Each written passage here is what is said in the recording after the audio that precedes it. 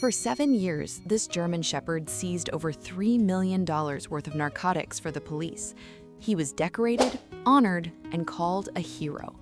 Then they retired him, labeled him unadoptable, and gave him 24 hours to live. But a newborn baby boy changed everything. And what this canine did at 3 a.m. will leave you speechless. For 7 years, a German Shepherd named Archer was the most valuable officer in the Greenville County Sheriff's Department. Not the most decorated, not the highest ranked, the most valuable. He had a nose that could detect narcotics through 3 layers of vacuum-sealed plastic inside a locked car in a parking lot full of other cars. In 7 years of active duty, Archer was responsible for over $3 million in drug seizures.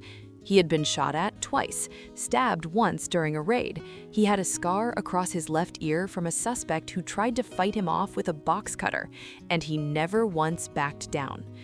But canine units don't retire the way people do. There's no pension, no gold watch, no thank you dinner. When a police dog's body starts to slow down, when the joints stiffen and the speed drops, they become a liability, and liabilities get processed. Archer was 9 years old when the department officially retired him. His handler, Officer James Whitaker, had worked with him since he was a 2-year-old recruit fresh out of canine training in Virginia. 7 years together, 7 years of riding in the same cruiser, sleeping in the same room, trusting each other with their lives every single shift. James wanted to adopt him. The department said no. Policy stated that retired canines with bite training had to be evaluated before placement. Archer was evaluated by a behavioral specialist on a Thursday afternoon. The report came back in 2 pages. High prey drive, resource guarding, handler-dependent aggression, not suitable for civilian home. James read the report and threw it across the room. He had watched Archer lie on his back and let James's niece paint his nails with a marker. He had seen this dog carry a tennis ball in his mouth so gently it didn't even have teeth marks. High prey drive. They were describing a machine. Archer was a dog. The department gave Archer 72 hours. If no certified handler or law enforcement family claimed him, he would be euthanized. Standard protocol. James filed an appeal. It was denied in 24 hours. He had 48 hours left. He called every canine handler he knew. He called 3 rescue organizations. He posted on every law enforcement forum he could find. Nobody wanted a 9-year-old German Shepherd with a bite history and a behavioral flag. Nobody. With 30 hours left on the clock, James called his brother. Matt Whitaker lived 40 minutes outside of town in a house with a big yard and a pregnant wife named Lauren, who was 8 months along with their first child. Matt had never owned a dog in his life. "I need you to take him," James said. "They're going to kill him tomorrow." Matt was quiet for a long time. "James, Lauren is about to have a baby. I can't bring a police dog into this house." James's voice cracked. "He's not a police dog anymore. He's just a dog who doesn't have anywhere to go." Matt talked to Lauren that night. She said yes before he finished the sentence. "Bring him home." James drove Archer to Matt's house the next morning. When he opened the cruiser door for the last time, Archer jumped out, looked around the yard, then looked back at James. He didn't wag his tail. He just stared, like he knew. James knelt down, pressed his forehead against Archer's, and whispered something nobody else heard. Then he stood up, got in the cruiser, and drove away without looking back. He pulled over 2 miles down the road and sat there for 20 minutes. The first week was hard. Archer didn't know how to be a pet. He cleared every room he entered, checking corners, sniffing doors, standing at attention when anyone knocked. He wouldn't eat unless someone was in the room with him. He paced the hallway at night like he was running a perimeter.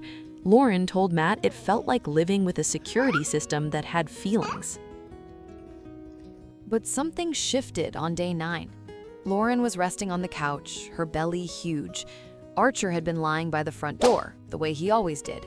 Then he stood up, walked across the room, and lay down next to the couch. Not by the door, next to her. He didn't move for 3 hours. "I see you're still watching, but you haven't subscribed yet. That honestly breaks my heart. Hit subscribe now. What happened at 3 a.m. is something you need to hear." From that day on, Archer didn't guard the door anymore. He guarded Lauren. He followed her to the kitchen. He lay outside the bathroom when she showered. Matt jokes that Archer had switched units. He went from narcotics to maternity. 3 weeks later, baby Owen was born. Matt carried the car seat through the front door. Archer was sitting by the couch, perfectly still.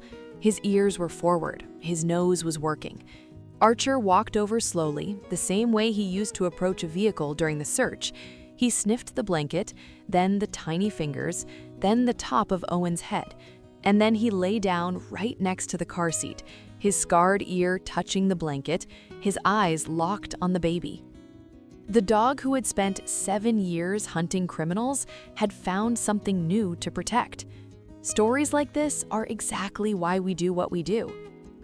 But the moment that proved everything happened 3 weeks later. It was 3:11 a.m. Matt and Lauren were dead asleep. Owen was in his bassinet. Archer, who slept between the bed and the door, suddenly stood up. He didn't bark. He walked to the nursery, pushed the door open with his nose, and started whining. Then he walked back to the bedroom, nudged Matt's hand, walked back to the nursery, and whined again. Matt followed him, half asleep. Owen was lying in the bassinet, completely silent, too silent. His face was pressed against the side padding. He had rolled in his sleep, and his nose and mouth were pressed flat against the bumper. Matt grabbed him. Owen gasped and screamed. Lauren came running. They stood in the nursery at 3 a.m., their baby crying in their arms, alive, and a German shepherd sitting calmly at their feet. The pediatrician told them positional suffocation is one of the leading causes of infant death. Minutes matter. Matt called James that afternoon. "He saved my son." James was quiet. Then he said he was never unadoptable. They just didn't know what he was saving his last mission for. Today, Owen is 2. Archer is 11. His hips are slower now, but every night he walks to Owen's room, checks the crib, and lies down by the door for 730 nights. The department labeled him a liability. The system gave him 24 hours to live, but a baby boy gave him a reason to stay, and Archer gave that baby something no system could ever provide, a guardian who never sleeps. Because heroes don't always wear badges. Sometimes they wear scars, walk on tired legs, and find their final mission in the smallest person in the room. Was Archer born to protect, or did he choose it? Tell me in the comments.